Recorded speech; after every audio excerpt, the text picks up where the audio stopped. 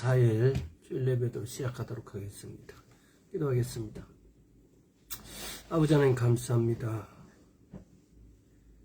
성령님 임하여 주시옵소서. 주님, 이제 6월절 무교절 초실절도 지나고 이제 오순절을 앞에 두고 있습니다.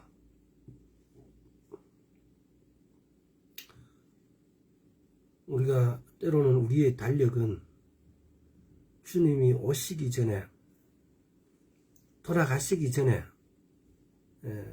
부활하는, 부활절이 먼저 치르는 이런 일도 있습니다. 이것은 우리가 히브리적 관점을 벗어나서 우리 마음대로 성경을 해석하고 우리 마음대로 상상해서 말씀을 해석하는 이런 것들이 이런 결과를 초래했습니다.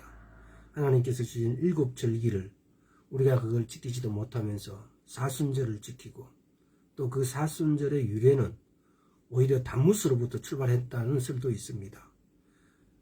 불확실한 명절을 지키고 확실한 명절을 지키지 않는 오늘날 우리의 교회에 대해서 주님 용서하여 주시옵시고, 이제부터라도 우리가 잘못된 길에서 벗어나서 올바른 길, 주님이 지키라 하는 안식일을 지킬 수 있도록 주여 은혜 베풀어 주옵소서.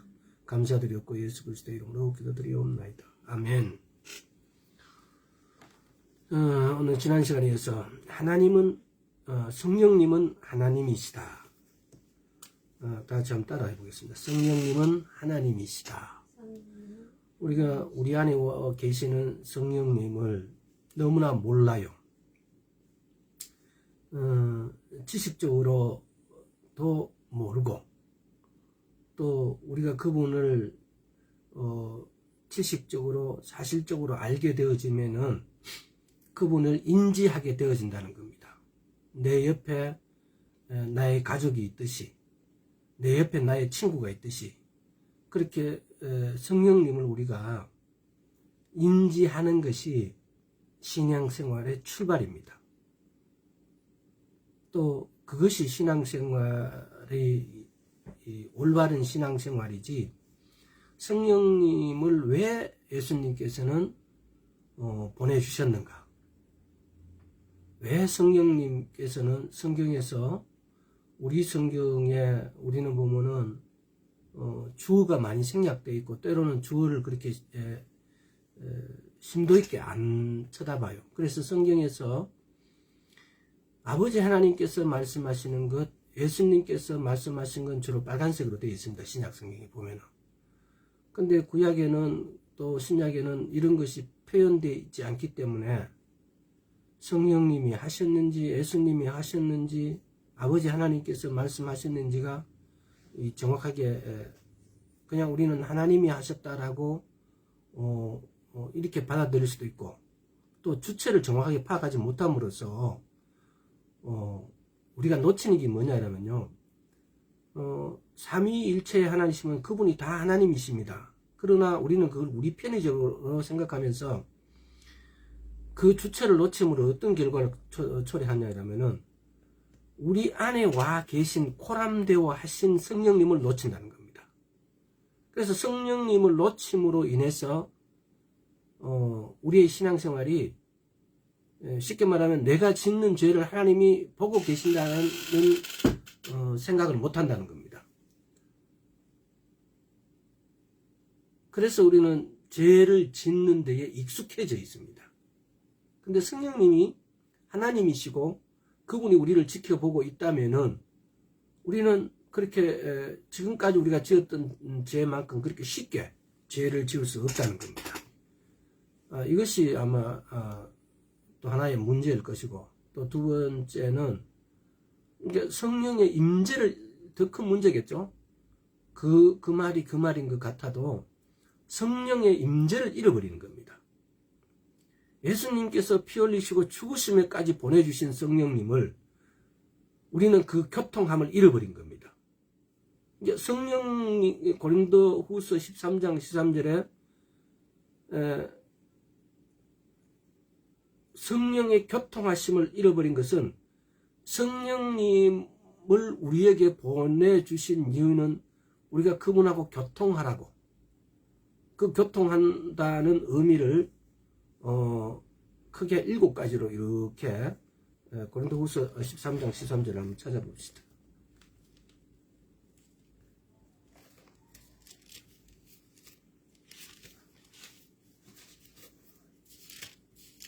굉장히 중요한 부분이라서 내가 몇 번이나 이게 성령의 교통함을 이렇게 한번 알아본다 하면서 다시 달리, 이게 왜냐하면 굉장히 중요하기 때문에 달리 시간을 내서 말씀을 전해야 되기 때문에 여기 보면 13장 13절에 주 예수 그리스도의 은혜와 하나님의, 이것은 하나님의 아버지의 사랑과 성령의 교통하심입니다.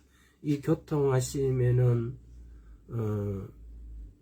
교제도 있고 파트너십도 있고 친밀함심도 있고 프리센스 임재도 있고 샤링 투게더 나눔도 있고 또 프렌드십도 있고 뭐 커맨드십도 커맨드먼트도 있어요. 명령, 지시 이런 사항도 있어요.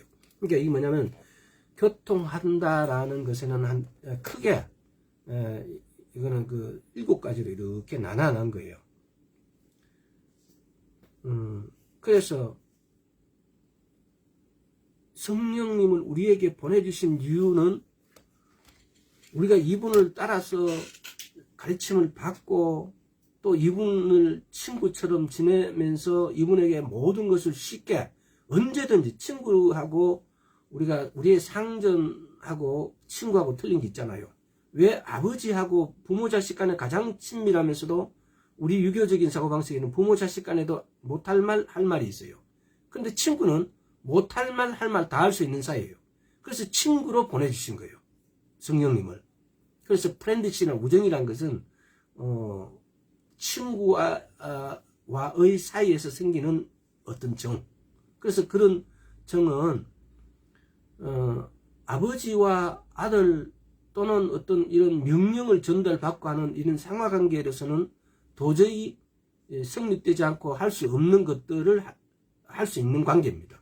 그래서 그 친밀한 우정, 프렌드십을 나눌 수 있는 그런 우정의 관계로 우리에게 와 계시는데 우리는 이분을 완전히 이렇게 너무 멀리, 너무 먼 이웃으로, 너무 모르는 분으로, 이분이 인격으로 우리가 지난 시간 몇 시간을 해왔는데 인격이라는 것은 이분이 크게 지정의를 갖고 있다는 거예요. 자기 생각, 자기 의지, 응? 자기 감정을 갖고 계신다는 거죠. 인격이라는 것은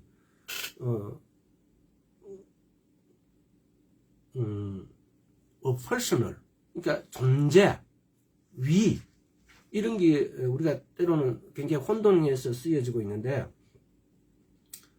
똑같은 인격이란 말이에요. 어떤 존재를 나타내고 어떤 위, 우리는 뭐 이렇게 우리 보면 죽은 사람들인데 뭐 학생 부군 신위 무슨 위 이렇게 위로 이렇게 돼 있는데 이걸 우리말로 더 직설적으로 우리가 더 쉽게 이해하기 쉽게 하면 인격적이다. 그럼 인격적이라는 것은 존재한다는 거예요. 존재한다는 거예요. 여러분과 나 우리가 대면해서 이야기할 때처럼 여러분은 집사님으로 또는 다은이로 또는 저는 또 어떤 목사로 또 아니면 제 이름 원표로 이렇게 존재한다는 겁니다. 이게 위예요. 이게 존재예요. 이게 인격이에요. 그래서 성령님은 그렇게 우리 눈에 보이지 않으시고 우리가 손으로 만질 수 없는 그런 무형의 존재시지만은 바로 이렇게 인격으로 존재하신다는 겁니다. 그래서 우리가 예수를 믿는데 이 성령님을 인격적인 존재로 못 받아들이면은 사실은 예수를 믿지 못하는 거예요. 믿지 않는 거예요. 왜?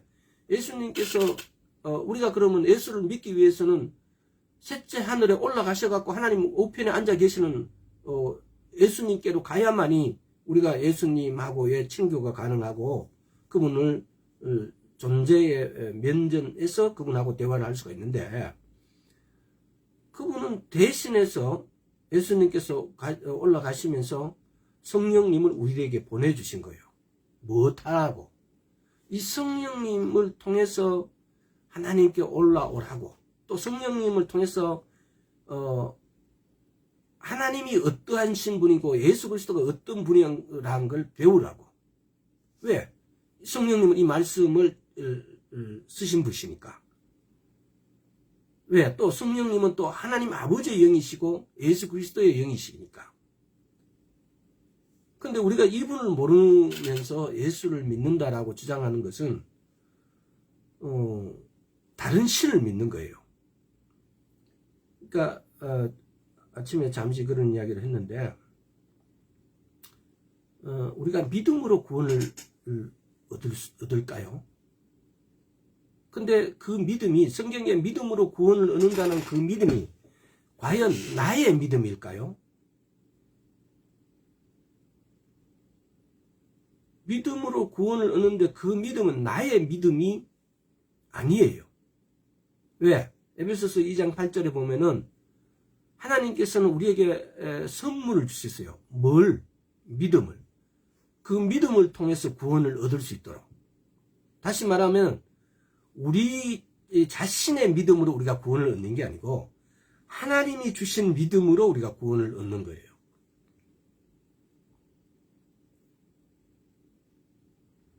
그래서 우리는 어떤 이런 믿음이라든가 이런 걸 창조하고 우리께 스스로 가진 존재가 아니에요. 그걸 만들어낼 수 있는 존재가 아니라고요. 창조해낼 수 있는 존재가 아니라고요. 그래서 우리는 성경 말씀 하나하나에 정말 깊이 이렇게 따지고 들어가 보고 때로는 또 정확하게 주어와 목적어 서술을 분별해야 돼요. 예를 들어서 그러잖아요. 우리는 성경에 솔로몬이 이렇게 기록됐으니까 우리가 그 솔로몬이 지옥에 갈지 천국에 갈지는 우리가 판단할 수 없어요. 알 수가 없어요. 그러나 솔로몬이 어땠다는 것은 우리는 그걸 단지 우리 성경에 번역되어 있는 것만으로 우리가 이해가 충분치 않아요. 예를 들어서 솔로몬이 성경에 보면은 하나님께서는 왕상에 보면은 돈도 많이 가지지 마라. 항상 성경을 복사해 가지고 성경을 복사하라 이 말은 성경이 솔로몬이 직접 써가지고 복사해가지고 자기 옆에 두라 이 말이에요. 필사를 해서. 그래서 이게 우리말로는 그게 이해가 안 돼요. 근데 해석을 했는데 그건 그렇게 해석하면 돼요. 또 그렇게 해서 자기 옆에 두고 그 성경을 날마다 읽고 주시함으로 인해 가지고 하여튼 그렇게 하라 그랬어요. 또 여자를 많이 가까이 두지 말라 그랬어요. 여자를 많이 챙기지 말라 그랬어요. 근데 솔로몬은 엄청난 여자를 옆에 두었어요. 또 하나님이 솔로몬한테 뭐라고 그랬어요? 말을 가까이 많이 두지 말라 그랬어요. 왜? 애굽으로 다시 갈까봐. 근데 솔로몬은 보면은 이 신명기 8장 신명기 이런 데서 쭉 이렇게 하고 왕상하고 이렇게 신명기에는 하나님이 이렇게 뭐 하지 말라 그래 놓고 왕상에서는 보면은 솔로몬이 한 걸 나타나요. 솔로몬은 마구간이 얼마고 말이 얼마고 막 또 돈을 너무 많이 좋아하지 말라 그랬어요. 하나님은. 근데 솔로몬은 1년 세수가 660 금 달란트예요. 666. 근데 그 666과 계시록 13장에 나오는 666을 한번 이렇게 한번 연결시켜 보세요. 이것도 제가 연결시킨 게 아니고 책 제목은 기억 안 나요. 항상. 그 책에 보면은 그 숫자가 그게 뭐냐면 솔로몬인데 주님께서 주신 지혜와 이 666과 또 많은 사람들 이 세 가지를 하여튼 나중에 이걸 가지고 한번 말씀 전할 때가 있을 거예요. 이것이 묘하게 연결되어 있어요. 앞으로 나타날 적그리스도의 어떤 모형이라 해도 그대로일 거예요. 지혜롭고 666과 연결되어 있고 많은 사람들하고 많은 사람들을 어떻게 할 것인가 이런 부분들하고 그래서 그러니까 지금 보면 요즘도 보면 그러잖아요. 코로나를 가지고 마치 이상하게 주님 오시는 어떤 이런 660하고 연결시켜가지고 코로나 주사를 맞지 말라는 이런 이단들이 있어요. 여러분, 성경은 명확합니다. 이마에나 손등에. 우리는 하나님을 믿는데 말씀을 떠나버리면, 말씀을 떠난다는 말은 지금 우리가 더 이걸 직접적인 것에다 대입시키면은 성령님의 주의치 않으면은, 성령님의 관계에서, 이 성령님하고의 관계에서 떠나버리게 되면은 바로 그렇게 쉽게 퐁당퐁당 빠집니다. 퐁당퐁당 넘어갑니다. 쉽게 넘어가 버립니다. 아주 쉬운 것에, 아무것도 아닌 것에, 아무것도 아닌 사람을 메시아를 보는 거죠. 아무것도 아닌 사람은 무슨 선지자를 보는 거죠. 이런 일들이 왜 그러냐? 성령님에게서 떠나버립니다. 성령님은 말씀 이꼬로 예수 그리스도라 그래요. 바로 이 말씀에게서 떠나버리니까. 여기서 떠나버리면은 우리는 금방 동요돼 버려요. 때로는 나나 여러분들이 갖고 있는 지식은 반드시 그런데 우리가 미혹돼 버리면은 저 악한 사탄들의 쫄개들이 와서 우리 생각을 잠시, 우리 몸이 허약해 있다든지 또는 우리가 조금 뭔가에 대해서 확실한 정신적인, 몸이 허약해져 있는 상태에서 정신적인 어떤 상태가 확실하지 않을 때, 이 사탄들이 와서 살짝 꼬시기만 하더라도 우리는 그냥 넘어가요. 그래서 전혀 말씀의 것이 아닌 것에 대해서, 또는 때로는 말씀을 생각할 겨를도 없이 저런 사람이, 저 목사가 이야기하니까 그렇겠네 이렇게 넘어가 버려요. 여러분, 앞으로는 얼마나 많은 유혹이 또 이렇게 있을지 모릅니다. 왜? 이제 시작된 건데 앞으로 점점 도가 더한 것들이 막 그런 것들로 우리를 유혹할 건데, 지금 미혹돼 버리면 어떻게 해요? 자, 그래서 오늘도 본론으로 들어갑시다. 그래서 지난 시간에서 성령님은 하나님이시다. 자, 한번 따라 보세요. 성령님은 하나님이십니다. 원래 하나님이 하나님 되심이 크게 네 가지가 있어요. 뭐 여러 가지 많겠죠. 근데 첫째가 뭐냐? 무소부재하시다. 하나님은 어디에든지 다 계세요. 심지어는 돌들도 소리 지른다 그래요. 성경에 보면. 또 모든 식물이 꽃을 피우고 열매를 맺어요. 모든 식물 위에도. 뭐 동물은 말할 것도 없죠. 우리 인간에게도. 그러니까 하나님의 신성은 모든 이 자연세계에, 심지어 우주의 모든 것에도 하나님의 신성이 존재하십니다. 그래서 이걸 하나님이 어디에도 계신다라고 하는 것이 하나님이 하나님 되심입니다. 또 전지하신다. 모든 것을 아신다는 거죠. 전능하시다. 모든 것을 하실 수 있다는 거죠. 그리고 영원하시다는 것. 이게 하나님 되심입니다. 그래서 우리는 그러면은 성령님도 하나님이시다라는 것은 바로 이 네 가지를 증명하면 되는 거예요. 성령님도 무소부재하시고, 성령님도 전지하시고, 성령님도 전능하시고, 성령님도 영원하시다는 것만 우리가 증명하면은 성령님은 하나님이시구나라고 우리가 그 결과를 알 수 있죠. 자, 그래서 무소부재하시다. 자, 시편 139편. 이 시편 139편을 보면은 여기 하나님의 무소부재하시고 전지하신 내용들이 쭉 이렇게 적혀져 있어요. 이거보다도 더 시편에 여러 시편이 있지만은 시편 139편은 그야말로 하나님이 하나님 되심을 적어놨어요. 오늘 우선은 나중에 또 다시 또 전지하는 부분이 나오니까 7절부터 10절까지 읽겠습니다. 내가 주의 신을 떠나 어디로 가며 주의 신 주의 영 떠나 어디로 가며 주의 앞에 어디로 피하리까? 내가 하늘에 올라갈지라도 거기 계시며 음부에 내 자리를 펼지라도 거기 계십니다. 내가 새벽 날개를 치며 바다 끝에 가서 거할지라도 곧 거기서도 주의 손이 나를 인도하시며 주의 오른손이 나를 붙드시리다. 이걸 보면은 누구가 생각나요? 욥이 생각나죠? 욥이란다. 누구예요?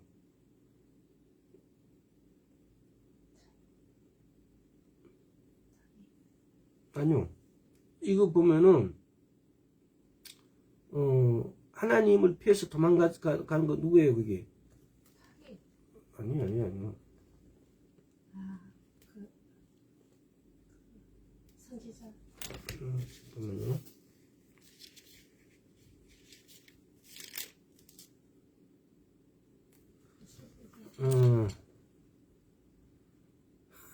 요새 기억력이 이래요. 그래서 하나님을 피해서 가는데 하나님이 끝까지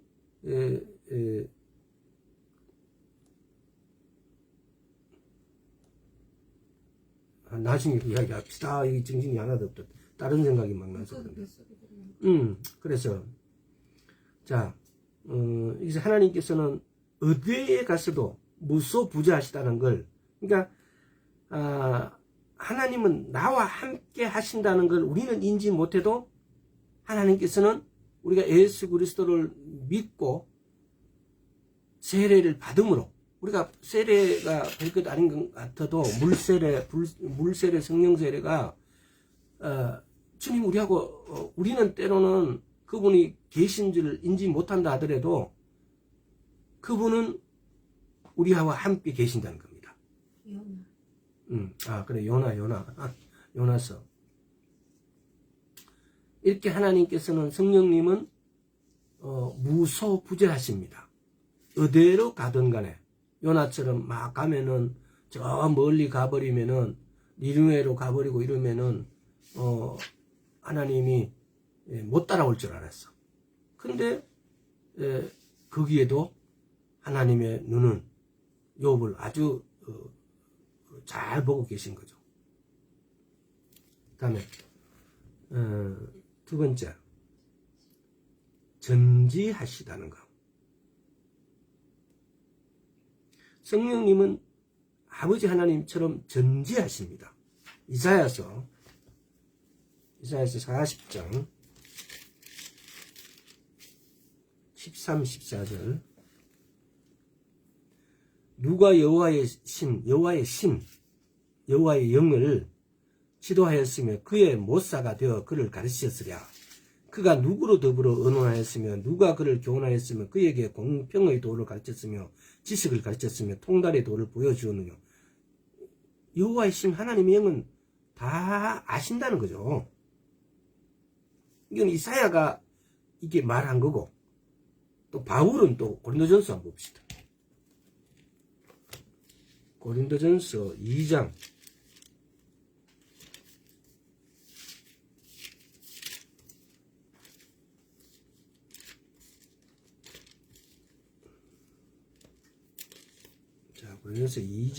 10절에서 11절.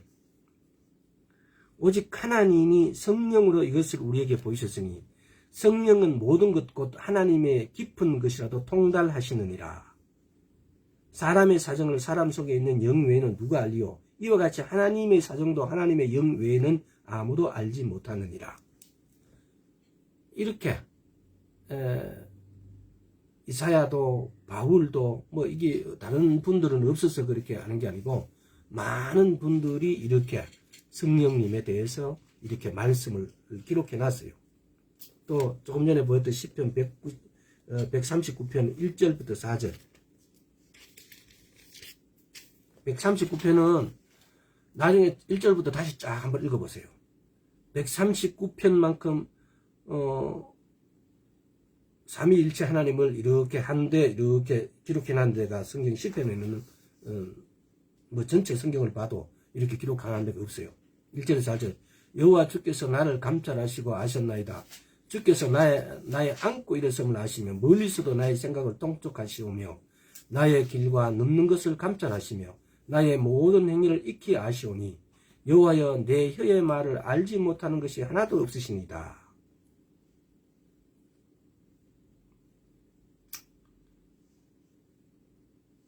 이렇게 여기서 보면은 여호와여 주께서 나를 감찰하시고 아셨나이다 이렇게 하는데 이 여호와가 누구시냐? 지난 시간에 우리가 보면 시편 95편을 히브리서에서는 시편 95편에는 여호와라고 이렇게 10편 나왔으니까 10편 95편 다시 돌아가 봅시다. 10편 95편에 3절에 1절부터 나중에 읽어보세요. 대저 여호와는 크신 하나님이시오 모든 신 위에 크신 왕이로소이다 라고 여호와인데 말씀하시고, 그 다음에 7절 대저 저는 우리 하나님이시오 우리는 그의 기르시는 백성이며 그 손의 양이라 너희가 오늘날 그의 그 음성을 듣기를 원하노라. 이르시기를 너희는 무리바에서와 같이 또 광야 마사의 날과 같이 너희 마음을 강박하게 말지어다. 이걸 히브리서에서는 이걸 누가 그랬다고요? 이 말씀을 여호와라고 그랬는데, 시편 95편에서는 여호와가 라고 했는데, 히브리서 3장 7절은 성령이라고 적혀져 있습니다. 성령이 히브리서 3장 7절. 자, 히브리서 3장 7절에 보면은, 그러므로 성령이 이르신 바와 같이, 이게 지금 다시 말하면 성령이 이르신 바와 같이 이라면서 히브리서 저자가 바울이라 그래요. 근데 이 바울이 10편 95편의 말씀을 인용해서 말씀하시는 거죠. 지금 오늘날 너희가 그의 음성을 듣고도 노하심을 격동하여 광야에서 시험하실 때와 같이 너희 마음을 강박게 하지 말라. 근데 그 주가 누구냐? 성령이 이르신 바와 같이예요. 그러니까 이렇게 성령이 이르신 바와 같이 10편에서는 여호와라고 하셨는데, 히브리서에서는 바울이 하나 여호와가 누구시냐? 성령이시라고 말씀하신 거죠. 이와 같이 성령님, 자, 그래서 오늘 지금 두 번째 예 중에 성령님도 전지전능하시다. 그래서 이사야도 바울도 지금 10편 139편을 기록한 저자도 성령님은 전지하시다라고 이야기하시는 겁니다. 그 다음에 셋째, 성령님은 전능하시다. 전능하다라는 걸 우리가 성경에서 볼 수 있는 관점은 어디서 볼 수 있냐면은 창조와 부활이라는 데서 볼 수 있어요. 우리는 아무것도 창조할 수 없어요. 또 우리는 어떤 존재든 간에 그걸 부활시킬 수 있는 능력이 없어요. 만약 우리가 그 부활시킬 수 있는 능력이 있다면은 우리 뭐 온갖 거 다 부활시켜 볼 거예요. 세상 시끄러울 거예요. 그렇죠. 한번 생각해 보세요. 막 그러면은 예를 들어서 몇천 년 전에 죽은 사자도 부활시키고 코끼리도 부활시키고 저 조상도 부활시키고, 그래서 막 자기가 좋은 대로 부활시키면은 만약에 도둑들은 제일 도둑질 잘하는 사람 부활시켜 보세요. 안 그래도 세상 시끄러운데 난리 날 겁니다. 자,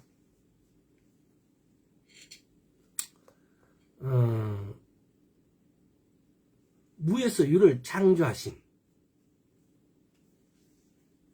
다시 말하면 생기를 불어넣으시고 무에서 생명을 불어넣는 이런 생명체를 탄생시킬 수 있는 것은 오직 하나님밖에 없습니다. 또 부활, 죽음으로부터 생명으로 일으키시는 것, 부활하시는 것. 과연 성령님도 하나님이시면 성령님도 그렇게 부활시키고 그렇게 하셨는지를 우리가 구절을 찾아보면 될 겁니다. 자, 창세기 1장 2절. 창세기 1장 2절에 땅이 혼돈하고 공허하며 흑암이 깊음 위에 있고 하나님의 신은 수면에 운행하시니라. 근데 우리는 하나님은 기억하는데 신은 잘 이렇게 보면 흘러 이렇게 듣고 흘러 읽어요. 여기서 분명히 하나님의 신은 수면에 운행하시는데, 천지를 창조하실 때에 하나님의 신은 수면에 운행하신다고 그래요. 이게 하나님께서 성령님께서 창조하심에 관여하셨다 이 말입니다. 그 다음에 또 욥기를 한번 봅시다. 욥기 33장. 욥이 다 모르는 것 같아도 욥이 또 이 하나님의 창조의 33장 4절. 하나님의 신이 나를 지으셨고 전능자의 기운이 나를 살리시느니라. 욥도 인정해서 하나님의 신이 나를 지으셨고 전능자의 기운이 나를 전능자의 기운, 하나님의 신, 누구세요? 다 성령님을 말씀하신 거죠. 이렇게 창조를 욥도 이야기하고 창세기의 1장 기절부터도 하나님의 신이 흑암 중에 이렇게 운행하신 것이, 흑암의 운행을 왜 했어요? 이 땅을 처음 창조할 때에. 베드로전서. 자, 이게 창조, 이제 부활을 한번 봅시다. 베드로전서 3장 8절.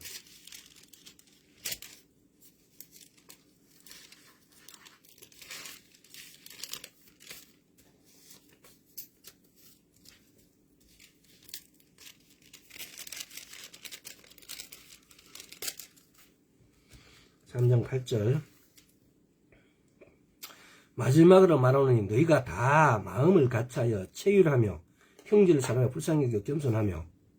베드로전서 3장 18절. 그리스도께서는 한 번 죄를 위하여 죽으사 의인으로서 불의한 자를 대신하셨으니 이는 우리를 하나님 앞으로 인도하려 하심이라. 육체로는 죽음을 당하시고 영으로는 살리심을 받으셨으니. 부활. 예수 그리스도께서 육체로 죽으심을 입고 영으로는 살리심을 입었다. 부활, 영이 부활하셨다 이 말이에요. 그 다음에 에베소서 1장 18절에서 23절까지. 너희 마음의 눈을 밝히사 그 부르심의 소망이 무엇이며 성도 안에서 그 기업의 영광의 풍성이 무엇이며 그 힘의 강력으로 역사하심을 따라 믿는 우리에게 베푸신 능력이 지극히 크심이 어떤 것을 너희로 알게 하시기를 구하노라. 그 능력이란 것이 뭐냐? 부활의 능력을 말해. 그리스도 안에서 역사하사 죽은 자들 가운데서 살리시고 하늘에서 자기의 오른편에 앉히사 모든 정사와 권세와 능력과 주관한 자와 이 세상뿐 아니라 오는 세상에 일컫는 모든 이름 위에 뛰어나게 하시고 또 만물을 그 발 아래 복종하게 하시고 그를 만물 위에 교회의 머리로 주셨느니라. 교회는 그의 몸이니 만물 안에서 만물을 충만케 하시는 자의 충만이니라. 지금 여기 보면은 이게 우리 개역 한글에서는 이게 상당히 이게 좀 이렇게 어렵게 이렇게 번역되어 있어요. 17, 18, 19절이 우리 주 예수 그리스도 하나님 영광의 아버지께서 지혜와 계시의 정신을, 지혜와 계시의 영을 너희에게 주사 하나님을 알게 하시고, 우리가 하나님을 아는 것도 지혜와 계시의 영이 우리에게 주어져 있지 않으면은 모른다는 겁니다. 우리에게 지혜와 계시의 영이 주님께서 부어주셨기 때문에 우리를 하나님이심을 우리가 알아보게 되었다는 겁니다. 그래서 우리가 믿게 되었다는 겁니다. 그래서 우리는 아주 영적인, 요즘 와서 제가 계속 이렇게 이런 부분에 대해서 좀 이렇게 생각을 하고 또 꿈으로도 막 주님께서 그렇게 계시를 해주신 게 있다면 이 지혜와 계시의 영이에요. 이게 무슨 말이냐면은 이게 어떤 것하고 연결되어 있냐면은 내가 예를 들어서 긍정적으로 생각하게 되어지면은 긍정적인 일로 그대로 나타나진다는 겁니다. 왜? 주님께서 지혜와 계시의 정신, 영을 우리에게 주셨기 때문에. 그래서 우리는 어떤 일들을 막연하게 이게 막 될 것이라고 이렇게 막 완전 상상의 어떤 도를 지나쳐 버리는 것은 그건 조금 문제가 있을 수도 있습니다. 그러나 말씀적인 포괄적인 범위 안에서 내가 긍정적으로 생각하고 말씀적으로 가능하다고 생각하는 것은 하나님께서 가능하게끔 만들어 주십니다. 이 지혜와 계시의 영이 우리인데 흐르고 있는데, 그래서 우리가 하나님을 알아봤는데, 알아보고 하나님께 감사를 하는데, 이걸 우리가 활성화시키면은 하나님의 능력이 이렇게 활성화되어져 간다는 겁니다. 이걸 뭐라고 말씀드려야 될지 모르겠습니다. 좀 더 제가 좀 더 이렇게 확실해지면은 이런 것을 통해서, 그것은 내가 말로만 되어지는 게 아니고 바로 아마 현상으로 나타날 것이니까 그때 가서 더 자세하게 한번 말씀드리겠습니다. 또 18절에 너희 마음의 눈을 밝혀서 그의 부르심의 소망이 무엇이며 성도 안에서 그 기업의 영광의 풍성이 무엇이며. 부르심의 소망, 우리가 보면은 살전에 보면은 데살로니가 전서에 보면은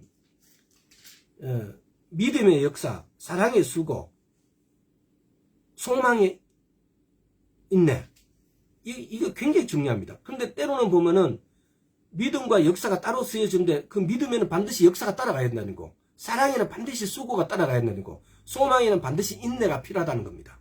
근데 믿음의 역사와 사랑의 수고와 인내의 소망의 인내는 이거는 뗄래야 뗄 수 없는 필요 불충분한 관계입니다. 아마 데살로니가와 데살로니가 전서와 후서를 읽어보세요. 후서에 갈 것 같으면은 때로는 소망만, 때로는 믿음만 나와 있는데 전서에서 이야기했던 것처럼 사랑의 수고와 믿음의 역사와 소망의 인내가 같이, 근데 그 중에 어떤 것은 빼버리고만 기록되어 놨어요. 그러나 그것은 반드시 붙여서 읽어줘야 됩니다. 그리고 반드시 그것이 이렇게 필요 충분 조건으로 연결되어 있다는 겁니다. 그래서 에베소서 1장 18절에서 23절에서 보면은 여기도 지금 그 말을 해놨습니다. 뭐라고? 그 능력이 그리스도 안에서 역사하사 죽은 자들 가운데서 다시 살리시고, 우리말로 이렇게 풀어놨죠. 이게 뭡니까? 이게 부활이죠. 하늘에서 자기 오른편에 이렇게 부활의 능력, 창조의 능력, 부활의 능력은 이거는 하나님만 하실 수 있는 겁니다. 그런데 이 부활의 능력, 하나님만 하실 수 있는 능력을 성령님도 하셨다는 겁니다.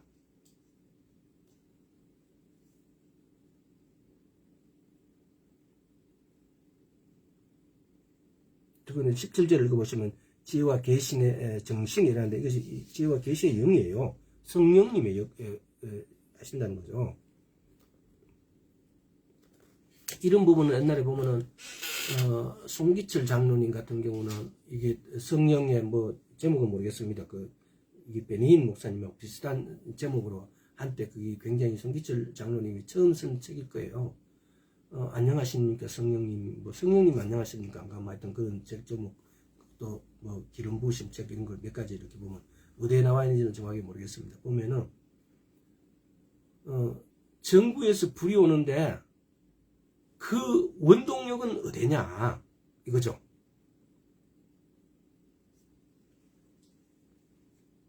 우리는 정부에서 불을 오는데 전구 다만만 볼 것인가, 아니면 정부에서 불을 통해 가지고 발전기를 우리가 바라볼 것인가, 발전기를 또 찾을 수 있지 않습니까? 바로 이런 부분들. 그래서 우리가 이게 성령님의 하나님 되심, 성령님의 역사, 이런 것들을 우리가 그냥 말로만 하나님 이렇게 해서 이제 어린아이처럼 그냥 이렇게 넘어갈 게 아니고, 우리 안에 와 계신 성령님, 불빛만 봐야 되는 게 아니고 불을 일으키는, 만드는 발전기를 충분히 찾아가지고 그 발전기 모델이 뭔지를 봐야 된다는 겁니다. 그래서 우리에게 안에 계시는 성령님을 우리가 인지하고 그분하고 깊이 사귐이 있어야 된다는 거죠. 우리 어떤 데 보면 그러잖아요. 어떤 은사 집회나 이런 데 갈 것 같으면 병 고침을 보고 귀신 들림 이렇게 보면서도 야, 저 사람이 대단하다, 이 것만 보고 판단해요. 그게 아니고 그런 일을 하시는 성령님께 우리가 가야 된다는 겁니다. 우리 신앙도 깊이가. 자, 네 번째로 성령님은 영원하십니다. 자, 히브리서 9장 14절 봅시다. 히브리서 9장 14절. 하물며 영원하신 성령으로 말미암아 흠없는 자기를 하나님께 드린 그리스도의 피가 어찌 너희 양심을 죽은 행실에서 깨끗하게 하고 살아계신 하나님을 섬기게 못하겠느냐. 영원하신 성령으로 말미암아. 영원하시다라는 것은 우리가 보면은 히브리어로 계시록에 보면 알파와 오메가라는 말이 있는데, 그게 히브리어로 우리는 그것도 헬라적인 방식으로 우리가 그걸 번역도 그런 식으로 하는데, 그게 아니고 알레프와 타브라 그래야 돼요. 처음과 끝, 시작과 처음과 마지막, 시작과 끝. 알파와 오메가라는 말이 우리 입에 너무 익숙해져 갖고 그런데, 원래 하나님이 성령님이 이렇게 저자가 지실 때는 뭡니까? 히브리어 알레프 첫 글자와 타브 22번째 글자를 말씀하신 거예요. 그래서 알레프와 타브를 처음과 끝, 시작과 끝, 뭐 마지막 뭐 이런 개념으로, 그래서 알파 오메가라는 걸 이렇게 하는데 우리는 이 알파 오메가로 그냥 그냥 너무 입에 익었어요. 그래서 이제 이것도 단순하게 보면 그렇죠. 시험과 시작이 뭘 의미하느냐. 자, 이거는 여러 가지 의미가 있어요. 여러 가지 의미가 있지만은, 지난 시간에도 말씀드렸던 것 같은데 뭐냐. 종교와 신앙의 차이예요. 하나님은, 만약에 어떤 하나님을 우리가 아는데 10개의 어떤 종이 있다면 10개를 처음부터 다 만드셔 놓고, 그래서 처음부터 결과를 다 만들어 놓고 우리 보고 따라오라 하는 거예요. 배우라고 하는 거예요. 근데 종교는 그렇지 않아요. 하나를 만들어 놓고 자기는 없어요. 그 다음부터는 사람들이 막 만들어 갖고 7, 8가지, 9가지, 10가지 막 채워가요. 발전해요. 쉽게 말하면 진화예요. 진화론이에요. 근데 우리 신앙은, 하나님의 말씀은 진화가 될 수가 없어요. 처음부터 하나님께서 창조하시고 처음부터 끝을, 마지막을 다 아시고 창조해 놓으신 거예요. 그래서 이 차이, 알파와 오메가라는 것은 그런 의미를 우리 시대에는, 지금 시대에는 그런 의미가 가장 중요해요. 왜? 시끄럽게 돼가니까. 물론 또 알파가 오메가라는 것은 그 뜻만을 말씀하는 게 아니에요. 그건 심하고 여러 가지 뜻이 있지만 그 부분은 따로 그것만, 알파와 오메가 되신 하나님만, 알레프와 타브 되신 하나님만 가지고도 굉장히 중요한 의미가 많기 때문에 대략적으로 오늘은 그 정도 알고, 다음에 또 어떻게, 다음에는 알레프와 타브 되신 하나님, 그거는 다른 어떤 종교에서도 가질 수 없는, 오직 하나님만이 하실 수 있는 알파시고 오메가이신 하나님, 알레프와 타브 되신 하나님. 저도 모르게 알파 오메가가 그냥 입에 익었어요. 그래서 알레프와 타브 대신 알레프의 뜻, 그러니까 히브리적인 이 단어 알레프와 타브가 갖고 있는 뜻부터 알아보면은 거기에 정말 무궁무진한 하나님의 진리가, 지혜가 들어있는 거죠. 그래서 그런 건 다른 또 달리 시간을 갖도록 하겠습니다. 그래서 오늘 여러분, 중요한 건 이겁니다. 우리가 지난 시간 계속 성령님에 대해서 알아봤습니다. 근데 중요한 건 뭐냐?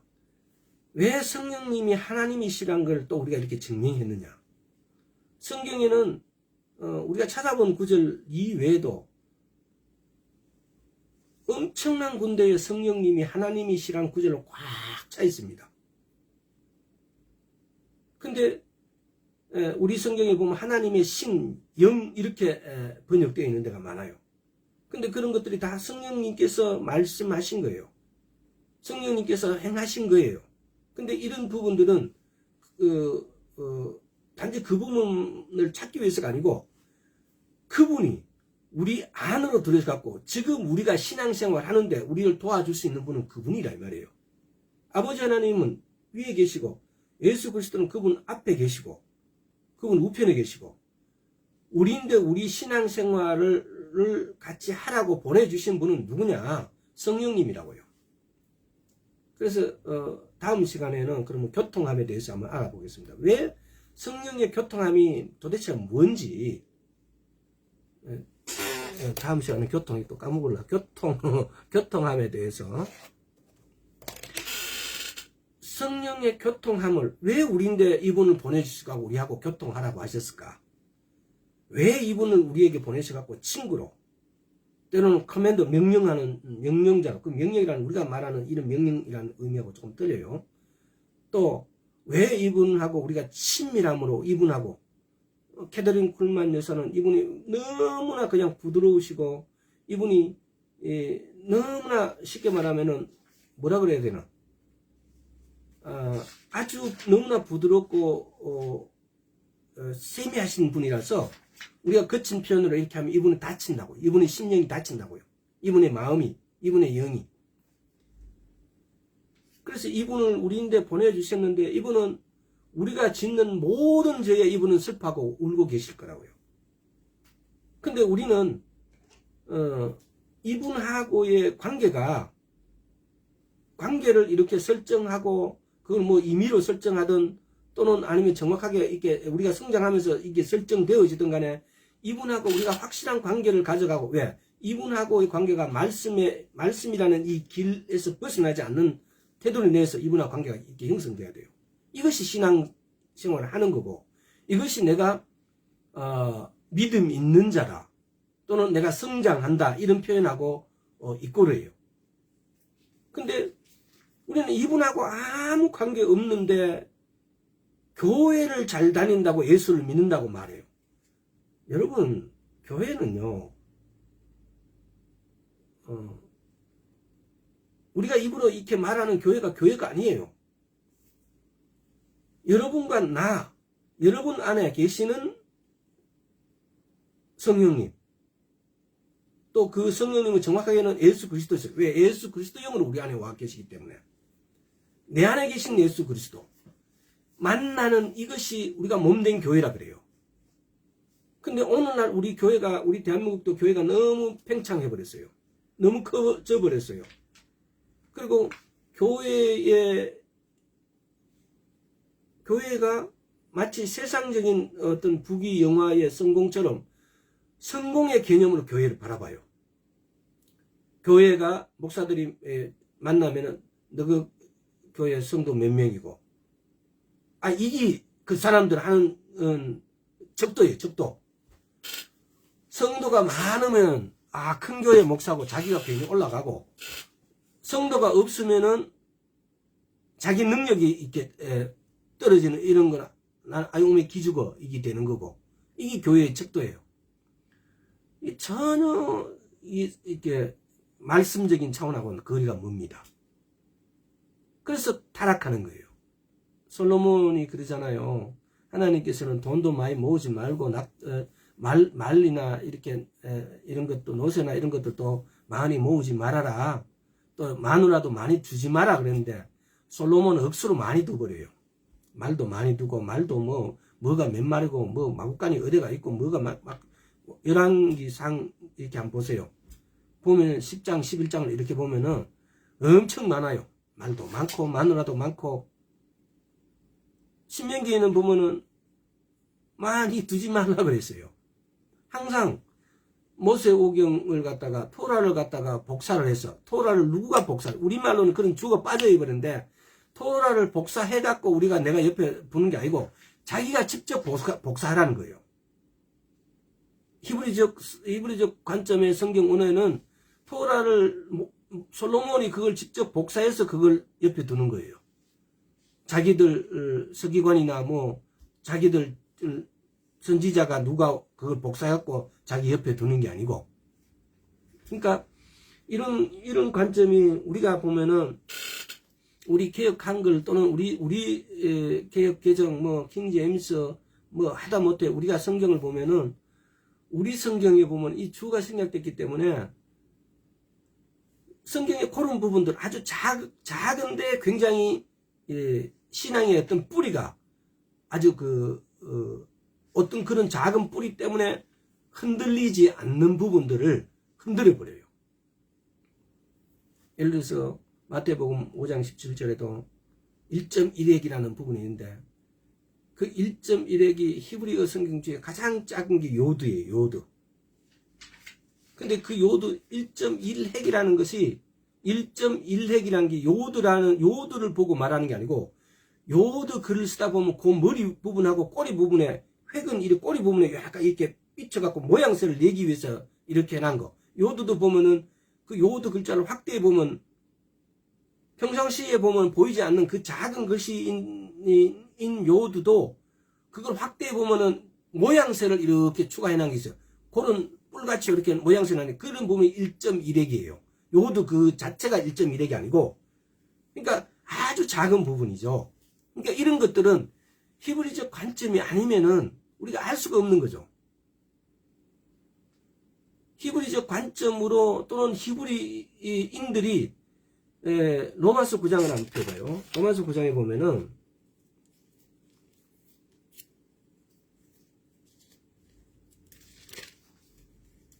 오늘 시간이 조금 여유가 있으니까 또 이렇게 다른 말을 전할 수가 없네요. 로마서 9장에 보면은 보세요. 4절 저희는 이스라엘 사람과 저희에게 양자됨과 영광과 언약들과 율법을 세우신 것과 예배와 약속들이 있고, 이 사람들이 맡은 게 뭐예요? 히브리인들이 쉽게 말하면은 언약을 맡았을 뿐만 아니라 언약을 관리하고 언약을 해석해주고, 이게 하나님의 말씀을 해석해 주는 것이 이들이 갖고 있다 이 말이에요. 근데 이걸 우리가 헬레니즘 사고방식에 젖은 우리가 우리 마음대로 이렇게 해석해 버리면은, 우리 속담 있잖아요. 뭐가 뭐 산으로 간다 그럽니까? 뭐라 합니까? 응? 개가 산으로 간다 합니까? 응? 응? 배가 산으로 간다. 아, 그래. 요즘 영 상태가 안 좋네. 옆에 선생님이 있어야 돼. 배가 산으로 갑니다. 왜? 이게 지금 이 구절은 로마서 9장 4절을 보면 저희는 이스라엘 사람이라 저희에게 양자됨과 영광과 언약들과 율법을 세우신 것과 예배와 약속들이 있대요. 이것들이 다 쟤네들 거예요. 쟤네들을, 히브리인들을 하나님께서 그 많은 민족 중에 히브리인을 택한 이유가 바로 이거예요. 얘네들을 통해서 이방인들을 구원받게 이렇게 얘들 밑으로 쉽게 말하면 이렇게 매달려 주려고 얘들을 세운 거예요. 근데 오늘날 보면은 얘들 자리를 우리가 마음대로 침범을 해가지고 침범하는 것까지는 괜찮다 칩시다. 근데 해석을 지 마음대로 해버려요. 그럼 이렇게 되면 어떻게 하면 다른 종교가 돼버려요. 그래서 오늘날 주님 오심이 가까우니까 우리가 성경 해석을 히브리적 관점이라는 말이 나오게 되고, 물론 이 말은 헬레니즘이나 헤브라이즘 말은 그 전에 쭉 있어 왔습니다. 그러나 헤브라이즘 말은 했지만 헤브라이즘의 관점에서 뭘 할 것인가에 대한 개념은 히브리어가 빠진 상태에서는 거기 답이 안 나와요.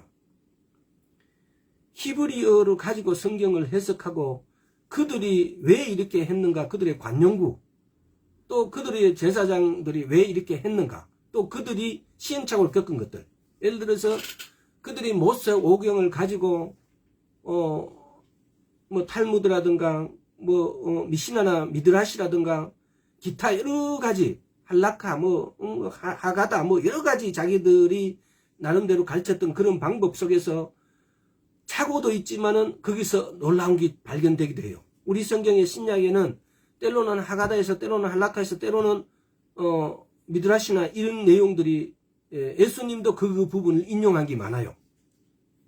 보면은 우리는 그걸 다 알 수가 없잖아요.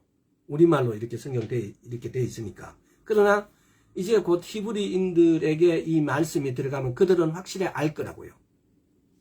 왜? 미드라시나 미시나에서 또는 하가다에서 이런 데서 이게 예수님께서 이게 미드라시에서 이거 예수님께 예를 들어갖고 미드라시에 들어있는 말씀을 그대로 그걸 가지고 인용해갖고 예수님께 설명하고 계시구나라는 걸 그들은 잘 안다 이 말이에요. 그래서 오늘날 우리가 이스라엘을 바라보고 그 히브리적 관점에서 헤브라이즘의 어떤 사고로 관점으로 이 말씀을 해석하고 또 이 말씀에 해석된 말씀을 우리가 그대로 실천되어지는 그런 믿음의 길로 우리가 가야 된다는 겁니다. 왜? 똑같은 말씀이었는데 이 방법에서 떠났기 때문에 교회가 오늘날 쉽게 말하면은 오늘도 제가 아침에 잠시 본 것 같은데 코로나 때문에 일반인들이 교회에 대해서 욕하는 부분들, 예수쟁이에 대해서, 왜? 또 어디 교회가 또 왕창 전염을 시켰더라고요. 그러니까 사회적 악으로 보는 거죠. 교회가 코로나나 전염시키고. 또 교회는 왜 코로나에 대해서 왜 교회는 예배 드리는 것을 과연 우선인데, 그러면 그렇게 드리는 예배가 진짜 예배일까? 왜 몸된 교회를 위한 가정 예배는 왜 생각하지 못하고, 그 예배가 하나님께서는 창조하실 때 원래 신약에 들어오면서 집에 있는 교회라 그래요. 여러분들 아마 이런 걸 이렇게 보면은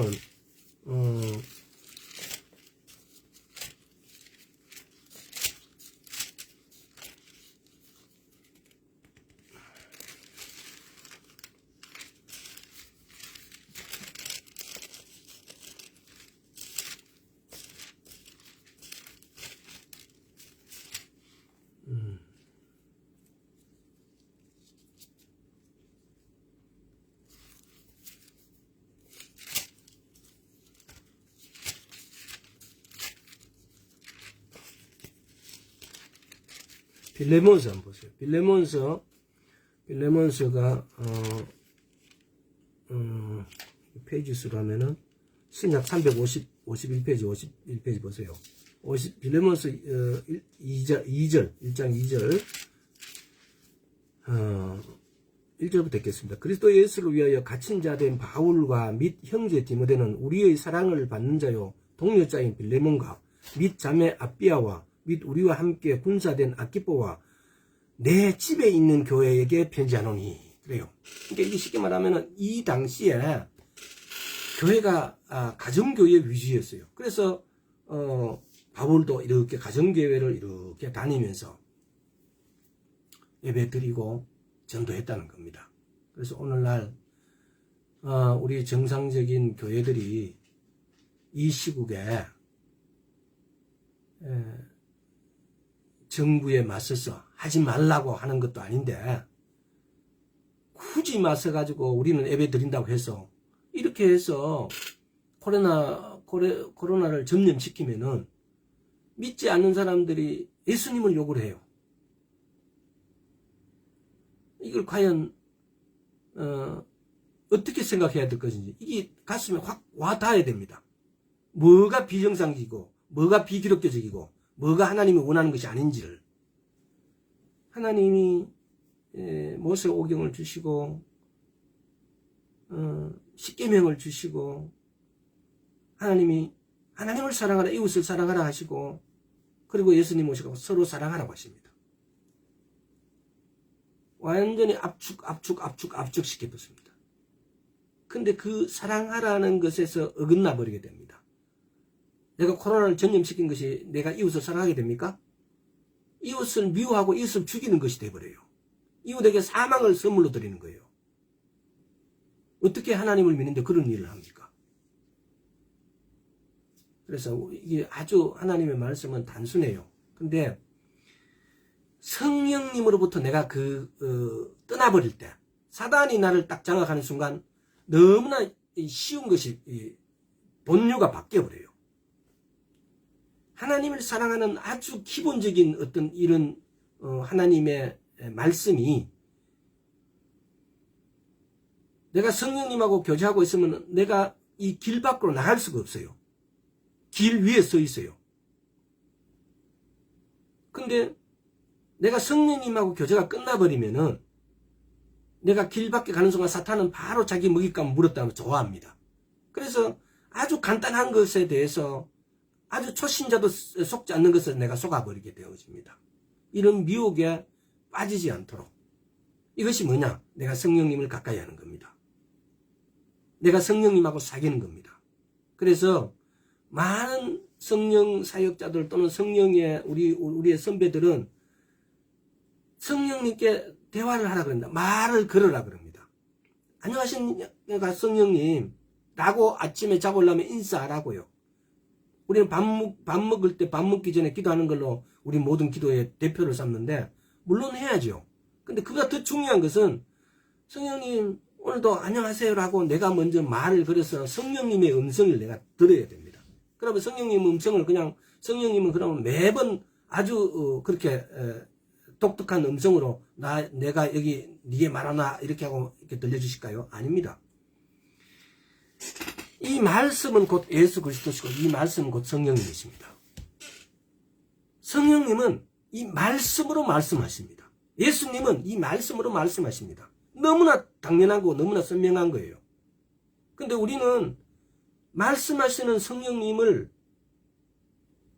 내가 성령님하고 내 신앙이 내 믿음이 성장하면은 나는 반드시 성령님하고 교제가 돼서 내가 말씀을 들어야 됩니다.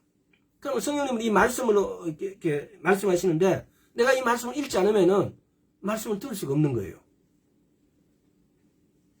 그래서 여러분 크리스찬이다 이러면은 자나깨나 손에서 이 말씀을 하나님께서는 솔로몬에게 네가 그 성경을 복사를 해서 네 옆에 두고 날마다 읽고 듣고 외우라 그랬어요.